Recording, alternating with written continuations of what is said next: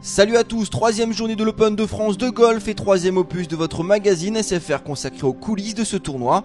Pour ce troisième numéro, nous allons nous intéresser à une zone peu connue du grand public, mais ô combien indispensable, la zone de presse. Cette année, le parcours de l'Albatros accueille près de 150 journalistes et photographes, pas moins de 8 nationalités sont représentées.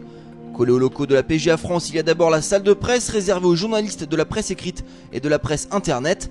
Ces pros de l'infogolfique travaillent d'arrache-pied pendant 4 jours pour informer le public de l'évolution des scores en temps réel, grâce notamment à des ordinateurs, mais pas seulement.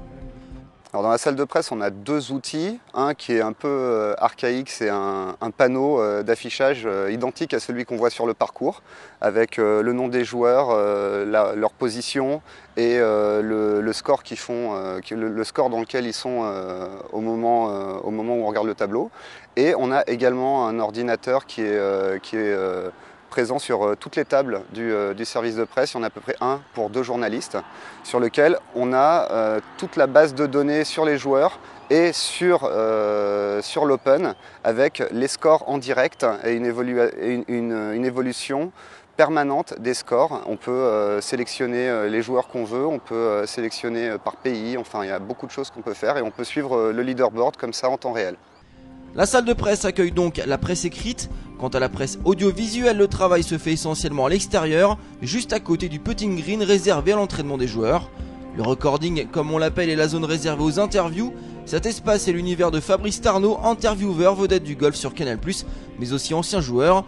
Une carrière de professionnel qui l'aide lors de ses interviews. Le fait justement d'avoir joué sur le même circuit que Thomas, Raphaël Jacquelin, Greg Avray, etc. Fait que je suis quand même pote avec eux et également quelques joueurs étrangers avec qui j'ai évolué.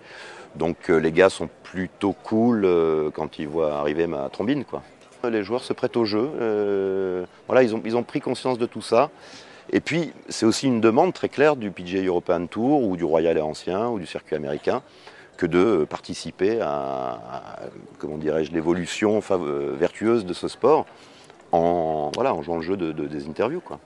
Contrairement à d'autres sports comme le football par exemple, les joueurs professionnels de golf se plient plus facilement aux demandes d'interview. Souvent les journalistes sont des anciens joueurs ou des passionnés de la petite balle blanche.